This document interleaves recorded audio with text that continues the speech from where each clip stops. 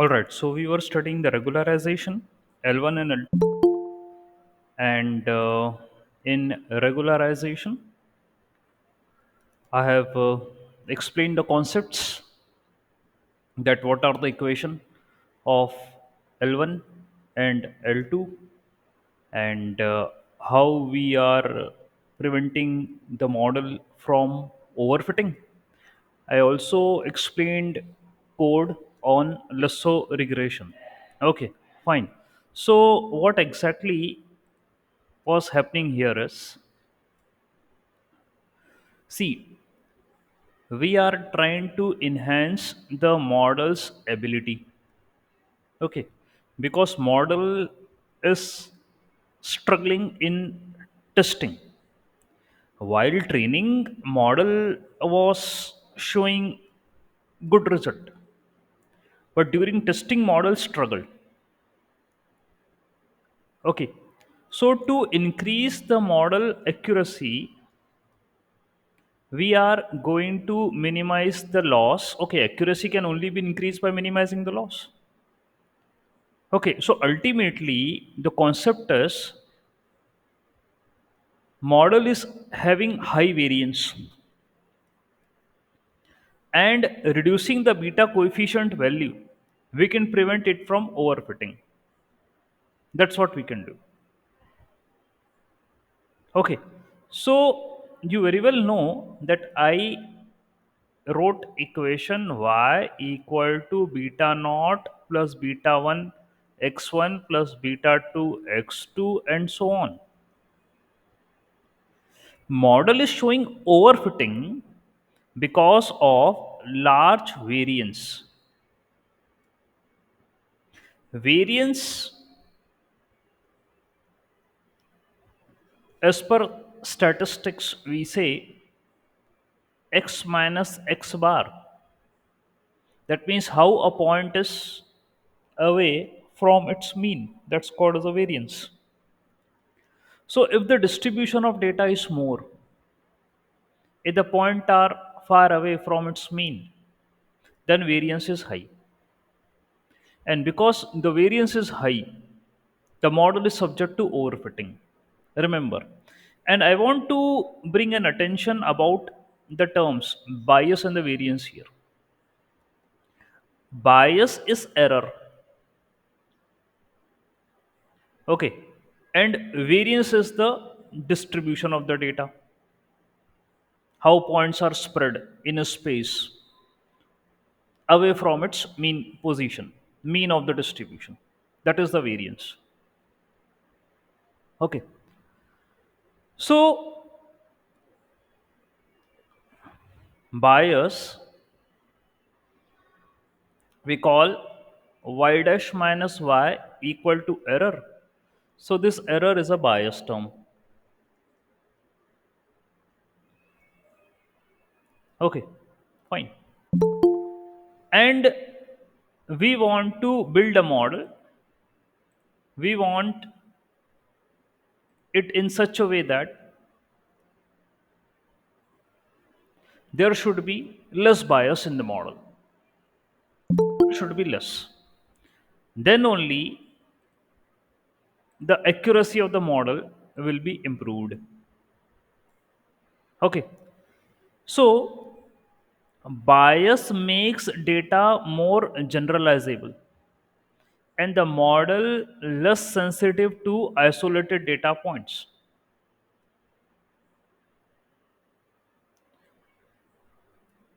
High bias indicate the target function is assumed to be more reliable. Sometimes it causes the model to be underfit. High bias means underfitting only. Underfit. That means model is unable to understand the patterns in the data. Don't go what's been written here, not every word, every sentence. That's a general explanation. As I told, bias is error. And we calculated error this way. If the bias is high, that means model is underfitted. That means models struggle to identify the patterns in the data. Okay. In case of variance, in case of variance, it is a sort of mistake that happens in a machine learning as a result of model sensitivity to minute variation in the data. If you change a bit in the data, the model is very much sensitive to it, and model also bring a change.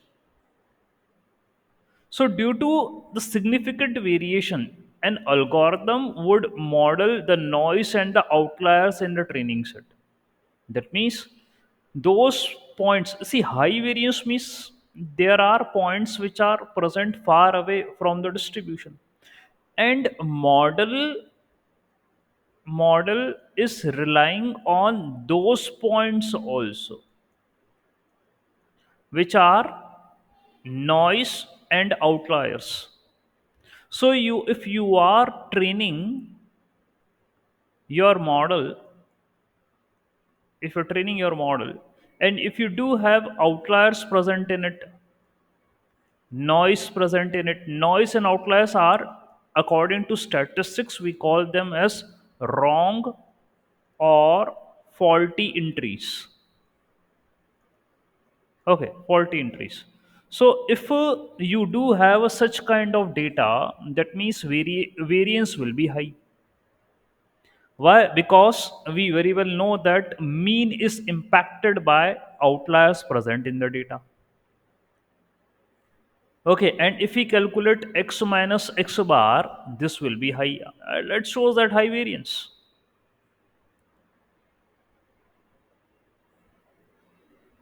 Okay, so it results into overfitting of the model. Okay, that means when we, okay, during training it is okay, but during testing, when we evaluate on a new data set, the model will fail. So we require a balanced model actually. Low bias and low variance. That's what we require. And bias and the variance are opposite, that means inversely proportional. There is a trade off between them. Trade off between them. Bias versus variance. There's a trade off between them. So we want to make a balanced model. It should not have high variance, neither should have high bias. It should have low variance and low bias. That's what we want. Okay, and here is the representation of bias and the variance. If we do have low bias and low variance, the things are present inside our prediction. But if we have high variance and low bias, that means you can see during prediction we are able to predict only 2 points and rest are coming outside. Okay, so model during testing is able to predict only 2 points and rest points are not predicted by the model. So high variance is resulting into overfitting of the model. Okay, low bias and the high variance, overfitting of the model. Now, if you are having high bias means high error. That means obviously underfitting model. Underfitting model. Here, model is struggling to identify. During training, only model is struggling. Okay. In case of overfitting, during training, model shows good result. It say that I have learned everything, but during testing it fails. Here, in case of underfitting, high bias means during training only model is showing high bias or the error. So there is no chance that you are going to test this model for unseen data because model is here only struggling. Okay, and this is high variance and the high bias. Still, okay, still we are not going to have the good predictions. High variance means you can see the points are distributed, very distribution. Low variance means the points are closer to each other. High variance means points are far away from each other. Bias is already high, error is already high. Okay, so variance, you have to maintain the distribution of data. Remember, maintain the distribution of data. That is why during pre-processing, why we perform pre-processing of the data, why we perform standardization, normalization, outlier removal, everything, because of this reason only.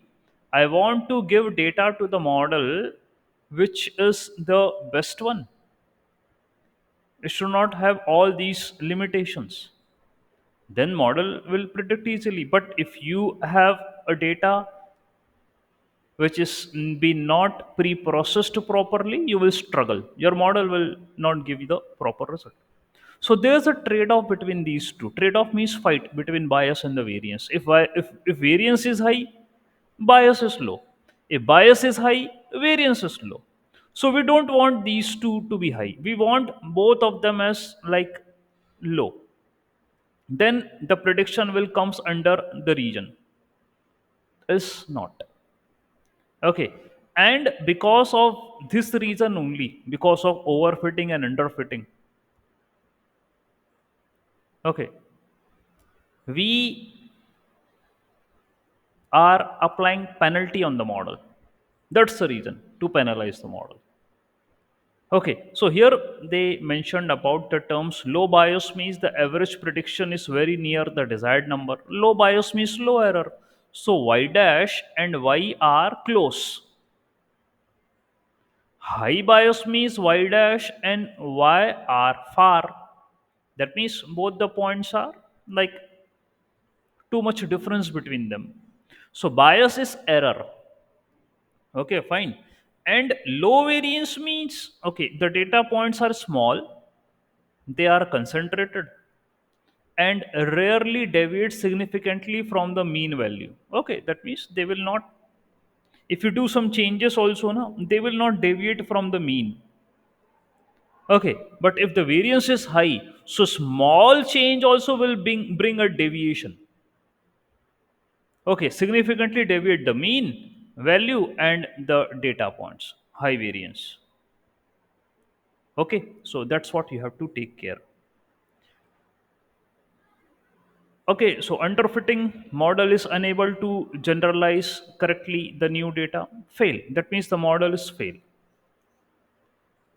Bad performance of the model because it is having high variance, high bias and low variance. So high bias, low variance, underfitting. Okay, fine. We are rejecting that model. So here is a diagram for underfitting. That means none of the point is coming over the line. This is underfitted model. Okay. And see, that's why na, in the previous slides I have shown you, we do require best fit. Best fit means all the points are coming on the line. That is the best fit. That is our expectation. However, if not all, at least good number of points do come over the line, okay, then also we are going to accept it. That will be good fit. But if none of the points are coming on the line, then it is underfitting. Okay, and overfitting, that means model performs well on training, but poor on test. I already told you that small deviation will bring the everything change in the data points and the mean and model. Okay, because okay, why it is saying variance, high variance? Why it is saying? You please again recall our derivation. If you remember cost function derivation which we have done, summation of yp minus y ka whole square by n, and here we have performed partial differentiation in order to calculate beta naught and beta 1, And you very well know that beta naught is equal to y bar minus beta 1 x bar. Mean mean this x bar and y bar are mean. So what we are having here to show in analysis, interpretation, mean. Okay, and beta 1 also, what do have in beta 1? Beta 1 was something like y minus y bar x minus x bar upon x minus x bar ka whole square. We do have the summation for them. This is beta 1. Again, mean. And what is this? Okay, x minus x bar. Okay, x bar is the mean, y bar is the mean. Okay, I can call it as variance of y, variance of x, and this is standard deviation. That means square of the variance is, okay, square root of variance is standard deviation. So just take the square. So it will be like, okay, just put it here, sigma.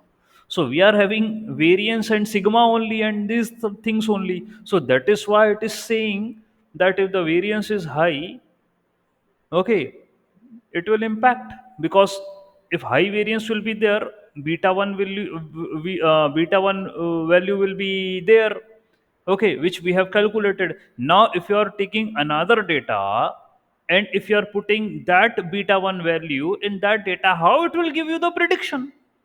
Absolutely not, it will fail. Understand technically what the mathematical equation is being taught to you. It's not like connect the dots, connect dot to dot what I taught. Okay, how? See, if I say, that's not the teaching. If I say, okay, regularization, this is the definition, L1 L2, okay, but at least you have to bring that in your mind, how it is connected, why you are putting penalty. Okay, you told penalty because model is overfitting, so that is why you applied penalty. But why it is overfitting, at least you should know this thing, na?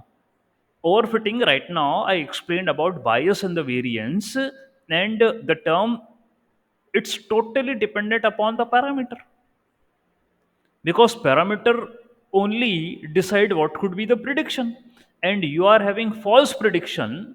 Okay, because now once you got the value of beta naught and beta 1, you put in the equation to predict y. Okay, so obviously these two value, if they are not correct, how you can expect that yp is correct? And if yp is incorrect, y minus yp will be error, that will be more, so bias is more. So during training, okay, model shows good, but during testing, because beta naught and beta 1 were incorrect, error is high, overfitting. So see these formulas, and why it is talking about variance, because variance is present in your formula only. ये variance ही तो है.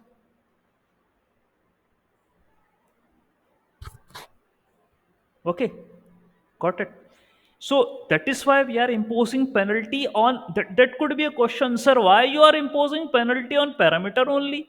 Why, sir? You wrote L1 equal to beta naught plus beta 1, sir, plus beta 2. Why you wrote L1 like this? And why you wrote L2 equal to beta naught square plus beta 1 square plus beta 2 square? Why? What is the reason, sir, you wrote? And why you are saying that we have to divide the terms by this L1? Okay, why we have to divide these terms? Because penalty, I need to reduce these coefficient values. High coefficient value are the reason for giving you the overfitting. Either I will reduce them, or either too much reduction that it will be 10 to 0, or I will make them 0. I will make them 0. And L1 do that. Because of high variance, high value of beta, I want to reduce them. That's what regularization technique is. Try to understand technically, concept wise. Okay. So this is overfitting. That means during training, model Model learned outlier also. Model learned noise also during training. Okay, you can see these points. These are the irrelevant points present in the data. Okay, these are good, which are coming like okay something, but some points are I think they are irrelevant. During testing, it will fail. Got it? And that is the reason for this less so and rich. So less so, here is your equation for the less so. You are adding lambda, then summation of beta I. Okay, that is a penalty term. Okay, lambda is regularization parameter. How much penalty you want to impose, you can decide by the lambda. Okay, so this term is penalty called as L1 and it affect the coefficients. Remember, as the penalty increase, it forces some of the coefficient to shrink to zero. As the penalty increase, it will do. It will force them to get zero.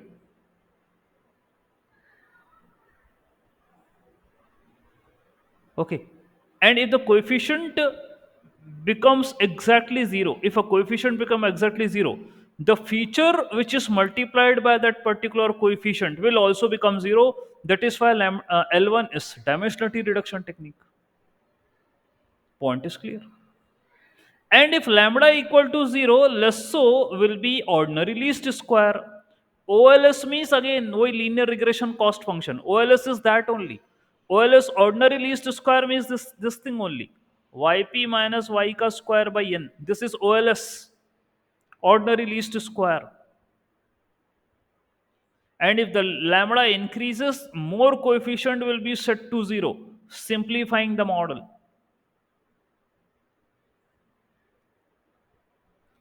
Okay, fine. So OLS is represented by paraboloid shape, and L1 create a diamond shape constraint region in that. So these are something a high order explanation for the diagrammatic representation. Okay, so not something which we can't understand, but yeah, parabola. What is parabola? Parabola is, I think, y equal to 4ax square. This is parabola. And we are having this type of equation only in OLS. Okay, so this is certainly kind of a parabolic shape only. And in parabola, it is saying that L1 penalty will create a diamond shape. How? Right now, I don't have any visual for that. Okay, fine. But just remember the main concept which I need to teach, I told. If we are having two feature x1 and x2, without regularization, both feature are included in the model. But if you include the regularization technique, if your model is overfitted, okay, so with less so, if x1 is strong, x2 is weak, increasing lambda will lead to beta 1 not equal to 0 and beta 2 equal to 0, effectively removing it from the model. It will remove x2 from the model and it will reduce the dimension. So, lambda is regulating parameter, how much penalty you want to impose. And you have seen the code also in the previous class where I mentioned alpha equal to zero point 0.1 or something like that. While putting a model, you can write the value of regularization parameter. Okay. Ridge also, this is the additional term which is present in OLS. Okay, that's a penalty. This is L2 penalty. Okay, and as the penalty increase, it shrink the coefficient towards zero, but not set them zero. This is what L2 is meant for. L2 don't perform dimensionality reduction.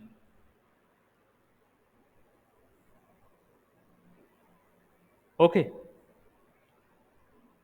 fine. So it can shrink the value of coefficients, but it will not tend them to zero.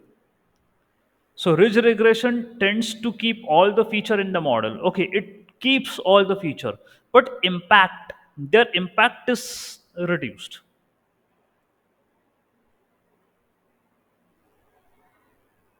Okay, got it.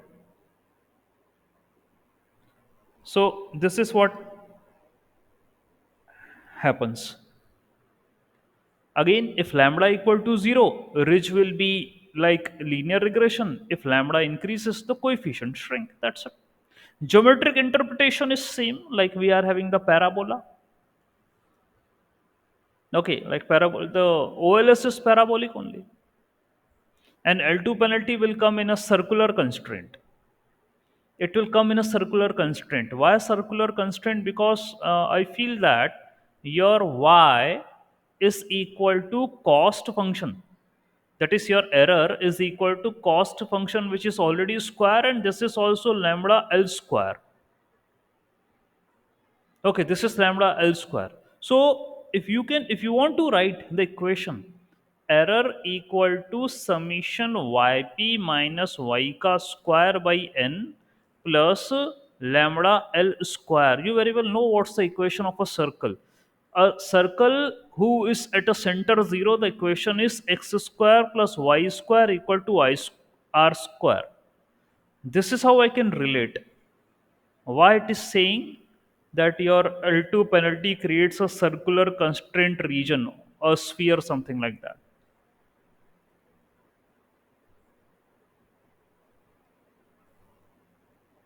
Okay, fine. So here it is like you can take the features x1, x2. If you increase the lambda, so beta 1 and beta 2 both will get smaller, but not zero. It will be non zero. Okay, so ridge will retain all the features. Got it? Fine. Hmm. So, if I talk about the advantages and disadvantages of these algorithms, so Lasso is used for feature selection. It can handle multi-collinearity very well. If the features are correlated collinear, it will drop those features. Okay. Simplification of the model has been done in Lasso. Okay. It will create simple models with few non-zero coefficients. Okay. Regularization, that means it effectively balances the trade off between fitting the data training well and keeping the model simple by penalizing large coefficients. Okay, so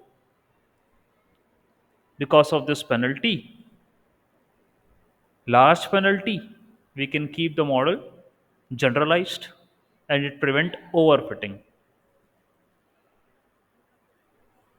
Okay, disadvantages of Lasso are, okay, arbitrariness in coefficient selection. Again, uh, I already told you about this thing. It's arbitrary selection. For example, two features x1 and x2 are correlated and they are responsible for overfitting. It will pick any of the feature to drop. Okay, that means it will reduce the impact of the feature coefficient. But in case if x1 was important, it was in a good correlation with y, lasso will not take care of it. Okay, it will not take. It can arbitrarily select and it can just drop it. Okay, got it. It it is unstable. Okay, lasso can be sensitive to small changes in the data. So unstability. Okay, when the number of predictors is much large than the number of samples, lasso can have stability issues. So it's unstable actually. Fine. It is having some good and some bad response. Okay. So, however, the use of lasso in especially in high dimensional data, if you are having so many features present in the data, your model is overfitting, you can use lasso. No worry. You can use it. Okay. Fine. All right. This I already told everything.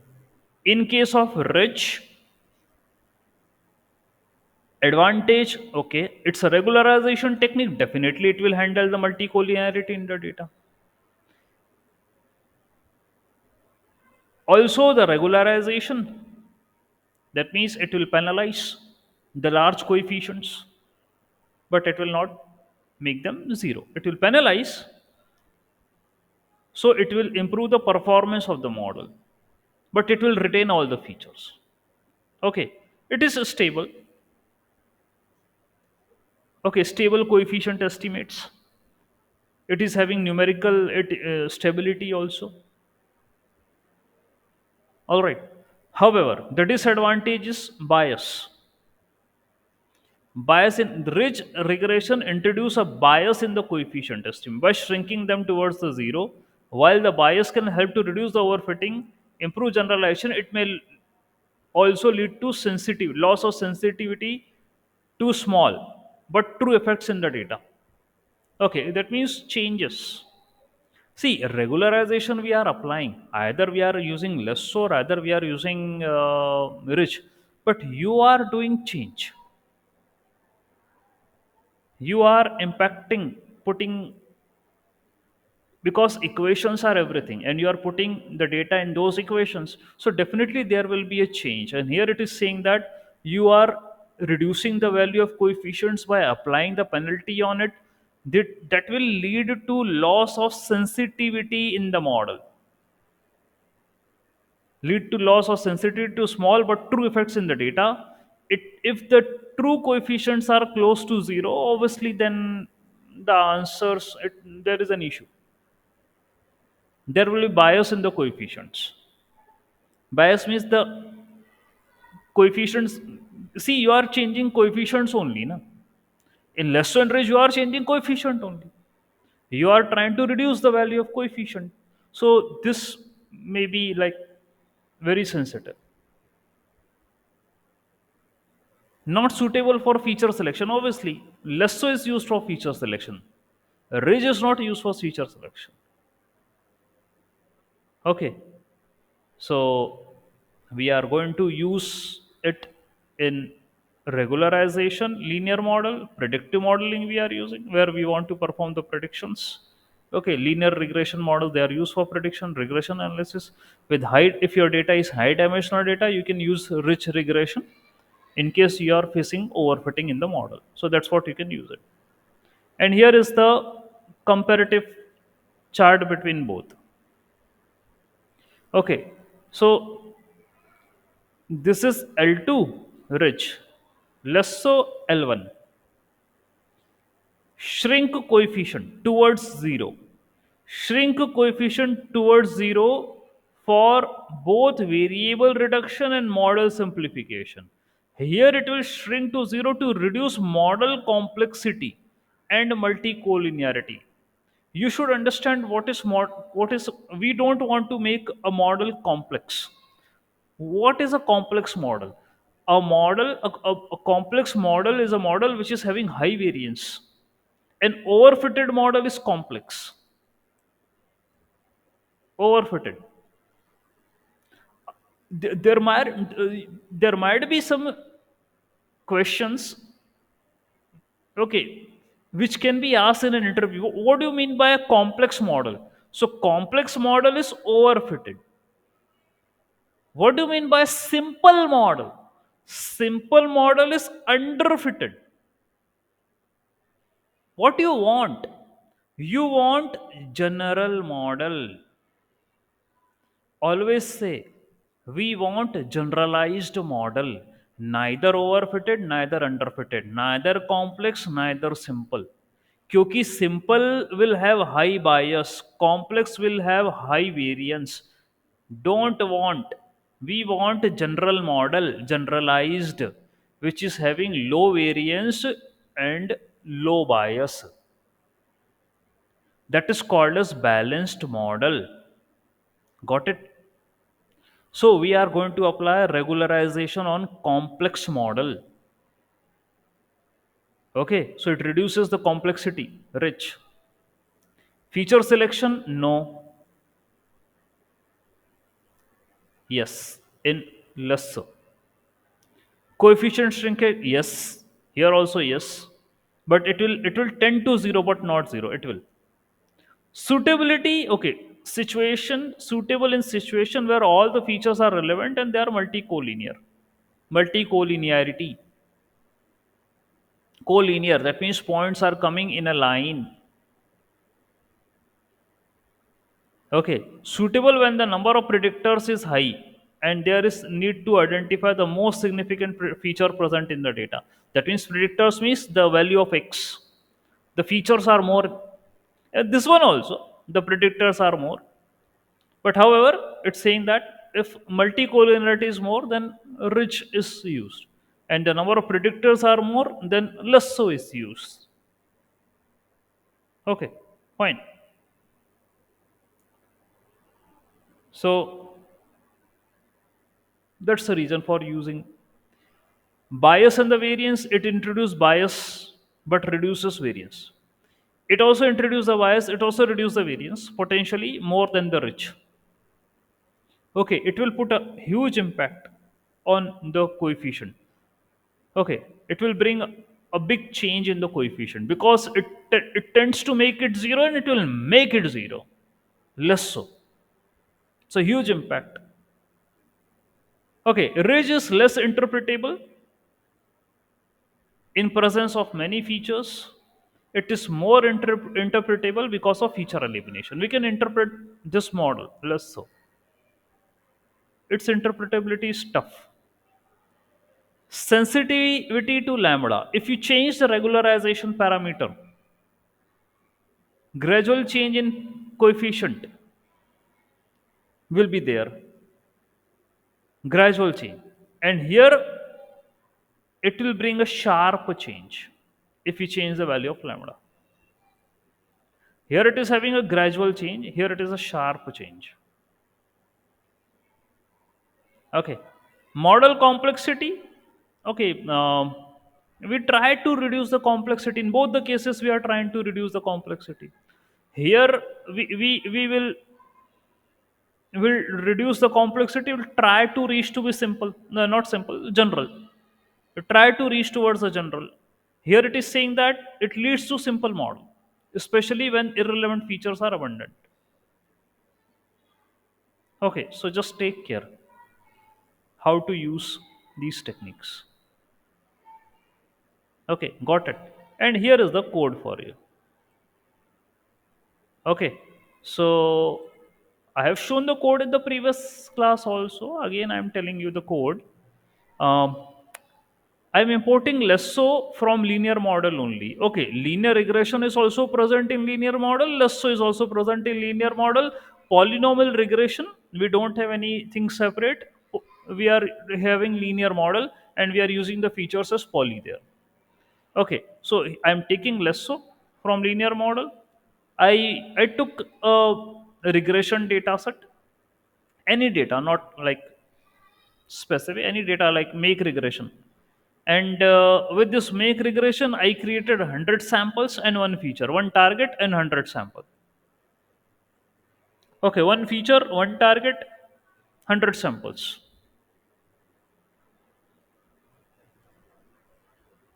Okay, and then I splitted train test splitted my model, that means not model data, and then I use less so. Point one, it's a regularization parameter. Now there you are seeing lambda. Here it is alpha. Okay, don't get confused. Lambda and alpha both are same. So while defining model, that means creating an object of the class less so. Okay, so here I'm giving alpha equal to point one. It's up to you. You can increase as much as you increase the value of alpha. It will put impact on the coefficients. Okay, and it will put more penalty on the coefficients. Okay, and here I am fitting. See, I don't have so many features present in the data. I am having only one feature present in the data, so there is no sense of imposing much penalty. Okay, and then here I trained my model, I performed the prediction, and I plotted also, and lasso regression, actual versus predicted. I'm getting a perfect line, matching line. However, the good idea should be like, let me take 20 features, take more features present in the data, and now let me run the code. Let's see how it shows the result. Because lasso is used when you are having high dimensional data. So 20 feature is a high dimensional data. Okay, fine. Okay, so here it is showing some error in the plot. Okay, just in the plot, x versus y, because x versus y, because previously I am having one feature, so it's shown related to that. Now I am having many features. Okay, so that's why it gave an issue related to it. Okay, I should be select any of the value of x. Okay, fine. So the error is coming here in the scatter plot, 1 2 1 here. Okay, we can ignore that part, we can just keep this part, control C. Okay, just keep it as one only, and let me have another code. I'm keeping that one only, and here I'm writing another code with high dimensional data, and let me see the scores.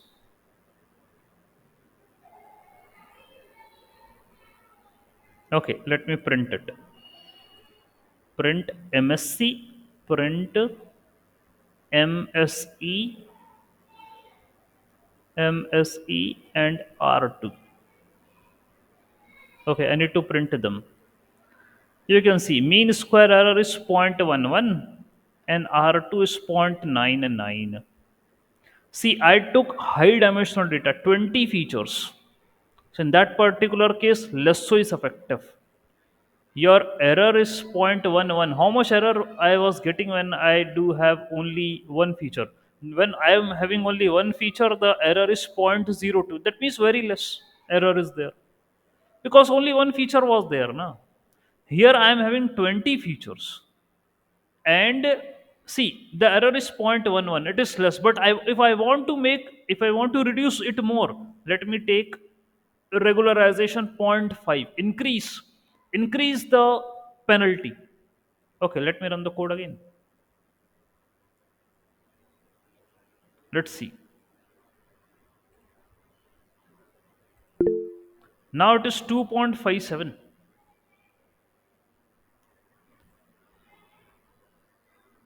Okay, you guys are unable to see the screen and you're not saying that. I am running code. I think I haven't shared the entire screen now. I am running code. Are you able to see the code? Less enrich? Yes, sir. Okay, you are able to see. Previously also you are able to see. Right now, Right now, no, but I am teaching the code from long time. Okay, anyways, this is the code. Okay, I was teaching it from long time. I don't know why you haven't pinged me at the same moment. Okay, anyways, this was the code I have I've been talking about. So this code I taught in the previous class also, because sometimes when I'm in a Flona, I forgot to share the entire screen. You should ping me, sir. Kindly share the entire screen. We are unable to see the code. What you are explaining? Okay, you're just listening. I don't know whether you are attentive or not. This is not story happening. Okay, so previously in this particular code, I do have one feature and apply less so, and this is what the result I got. Now in the same code, I took 20 features and I applied less so, increase in the value of alpha, regularization parameter. Okay, and this is the error I'm getting. I'm getting too much error. Applying lambda penalty high also, I'm getting so much error. But when the your regulation parameter was less, alpha value is less, then the error was less. See, in this particular case, error was less, only 0.11. R2 is good, but error is less. And when I increase the value of lambda, sorry, yeah, here alpha, regulation parameter, now error is getting more and more. Root mean square error is getting more and more. So instead, I should be taking MAE, mean absolute error. MSC is getting more. That means whatever be the features you are available with regulation, after putting so much penalty, the results are coming far away from the line. Okay, so this is how you can interpret the code. Okay, and this is rich. It's like same. Okay, in rich, fine. Again, I just use the rich from the linear model, import rich. As I used lesso, I'm using rich here. Again, I'm creating a synthetic data. Okay, and obviously I'm adding the noise also in the data. Some part of the noise I'm adding in the data. Well, not too much fraction. Some part of the noise is present. Here also, actually, if I'm applying so much penalty, the reason is noise is less, and I'm applying so much penalty. It's better that if I increase the noise and then if I increase the penalty, it should something give me. Okay, let's see what the result is.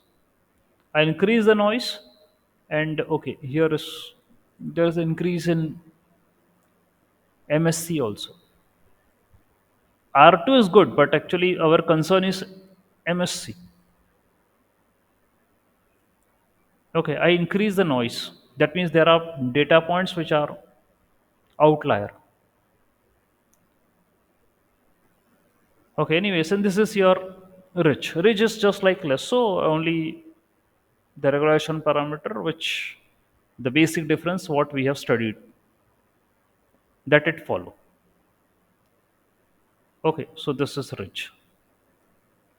Fine. So in this particular topic, what we have learned to how penalty, in what regards, why penalty, why it is talking upon bias in the variance, and you should randomly experiment with this codes. Increase the value of noise, increase the value, other values also. Okay, penalty increase, and you can check what is the MSC and R2 score is coming. And you can write down your findings, what you got. This will help. Okay, so technically understand what's the reason behind each and every concept. It's not like just I'm saying something, you're listening something. No, technically understand. All right, fine. Let me stop recording also.